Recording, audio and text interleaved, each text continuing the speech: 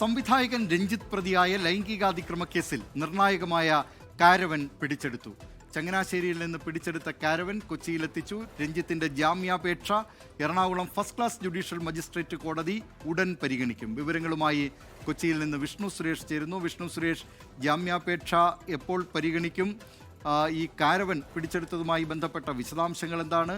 ഇപ്പോൾ രഞ്ജിത്തിനെ ജയിലിൽ നിന്ന് പുറത്തേക്ക് കൊണ്ടുവന്നിരിക്കുകയാണല്ലോ. കസ്റ്റഡിയിൽ വേണം എന്ന ആവശ്യം പോലീസ് ഉന്നയിക്കുകയും ചെയ്യും. കൂടുതൽ വിവരങ്ങൾ എന്തൊക്കെയാണ് വിഷ്ണു?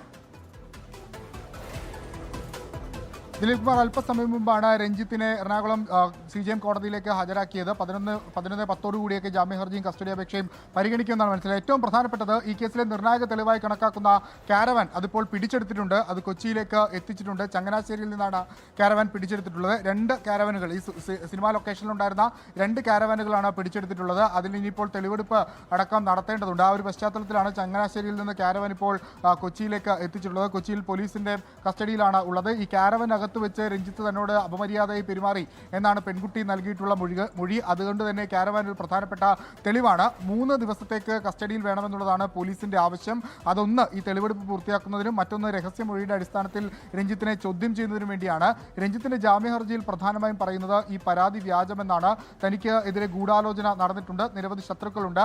ഈ പരാതി, അതായത് സാധാരണ സിനിമയിൽ ഇത്തരം പരാതികൾ വരുമ്പോൾ ICCക്ക് കൈമാറാണ് പതിവ്. പക്ഷേ നിലവിൽ ഈ പരാതി അത്തരത്തിൽ ICCക്ക് എത്തിയിട്ടില്ല. അതിൽ തന്നെ ഇതിൽ ഗൂഢാലോചനയുണ്ട് തുടങ്ങിയ വാദങ്ങളൊക്കെയാണ് രഞ്ജിത്ത് മുന്നോട്ട് വെച്ചിരുന്നത്. രഞ്ജിത്തിന്റെ അഭിഭാഷകനായി S രാജീവ് ആണ് ഇത്തവണ ജാമ്യ ഹർജിക്ക് വേണ്ടി എത്തിയിട്ടുള്ളതെന്നുള്ളത് ശ്രദ്ധേയമായ കാര്യമാണ്. അല്പസമയത്തിനകം തന്നെ രഞ്ജിത്തിന്റെ ജാമ്യ ഹർജിയും കസ്റ്റഡി അപേക്ഷയും പരിഗണിക്കും. കസ്റ്റഡി അപേക്ഷ പരിഗണിച്ച ശേഷമായിരിക്കും ജാമ്യ ഹർജിയിലേക്ക് കടക്കുക. അതാണ് അതിന്റെ പ്രോസസ്സ്. കസ്റ്റഡിയിൽ വിട്ടുകഴിഞ്ഞാൽ അത് തീർപ്പാക്കിയ ശേഷമായിരിക്കും പിന്നീട് ജാമ്യ ഹർജിയിലേക്ക് പോകുക. സ്വാഭാവികമായും ഇന്ന് പൂർണ്ണമായും ജാമ്യ ഹർജിയിലേക്ക് പോകുമോ ജാമ്യ ഹർജിയിലെ വാദത്തിലേക്ക് പോകുമോ എന്നുള്ളത് നോക്കിക്കാണേണ്ടിയിരിക്കുന്നു. ദിലീപ്. വിഷ്ണു, ഈ കാരവനെ സംബന്ധിച്ച് നേരത്തെ തന്നെ കാരവന് ഉള്ളിൽ ക്യാമറ ഉണ്ടായിരുന്നില്ല തുടങ്ങിയ കാര്യങ്ങളൊക്കെ നേരത്തെ പുറത്തു വന്നിരുന്നതാണ്.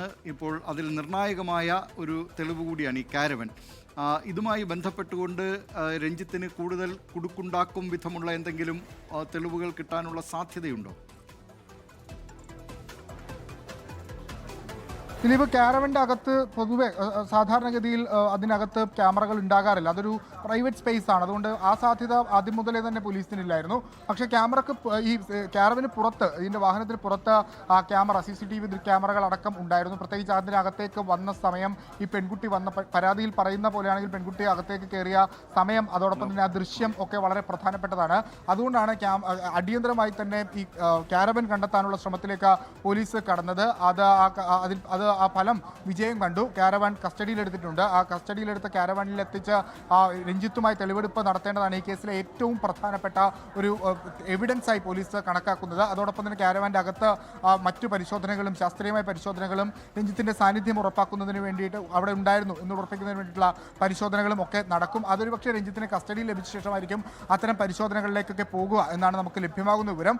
ഇതിപ്പോൾ ഏറ്റവും പ്രധാനപ്പെട്ട കാര്യം, രഞ്ജിത്തിൻ്റെ കസ്റ്റഡി അപേക്ഷ അല്പസമയത്തിനകം പരിഗണിക്കും എന്നുള്ളതാണ്. അതിനുശേഷം വിശദമായി കസ്റ്റഡിയിൽ വിടുകയാണെങ്കിൽ പിന്നീട് ചോദ്യം ചെയ്യലൊക്കെ പൂർത്തിയാക്കിയ ശേഷമായിരിക്കും ജാമ്യ ഹർജി പരിഗണിക്കുക. അതല്ലാതെ മറ്റൊരു ഓപ്ഷൻ ഉള്ളത്, ജാമ്യത്തിൽ വിട്ട ശേഷം അന്വേഷണവുമായി സഹകരിക്കുന്ന രീതിയിലേക്ക് പോവുകയാണെങ്കിൽ അതും പരിഗണിക്കാവുന്നതാണ്. അങ്ങനെ 2 ഓപ്ഷനുകളാണുള്ളത്. കോടതിയാണ് അതിൽ തീരുമാനമെടുക്കേണ്ടത്. അല്പസമയത്തിനകം തന്നെ അക്കാര്യത്തിലൊരു വ്യക്തത വരും. രഞ്ജിത്ത് കഴിഞ്ഞ 3 ദിവസമായി എറണാകുളം സബ് ജയിലിലാണുള്ളത്. ആ സബ് ജയിലിൽ നിന്ന് ഇപ്പോൾ രഞ്ജിത്തിനെ പ്രൊഡക്ഷൻ വാറന്റിന്റെ അടിസ്ഥാനത്തിൽ കോടതിയിലേക്ക് എത്തിച്ചിട്ടുണ്ട്. അതിനുശേഷമായിരിക്കും ഇപ്പോൾ കോടതി നടപടികൾ ആരംഭിക്കുക. കോടതി നടപടി രഞ്ജിത്തിന്റെ പോലീസ് വലിയ പ്രതീക്ഷയിലാണ് കസ്റ്റഡിയിൽ ലഭിക്കും. കാരണം അന്വേഷണം കുറേ ദൂരം മുന്നോട്ട് പോകാനുണ്ട്. അതുകൊണ്ട് കസ്റ്റഡി അനിവാര്യമെന്ന നിലപാടിലാണ് പോലീസ് ഉള്ളത്. രഞ്ജിത്ത് ആകട്ടെ അന്വേഷണത്തോട് പൂർണ്ണമായി സഹകരിക്കാം, ജാമ്യം വേണം എന്ന നിലപാടിലാണ് നിൽക്കുന്നത്. കോടതി എടുക്കുന്ന നിലപാട് ആ കേസിൽ നിർണായകമായിരിക്കും. ദിലീപ്.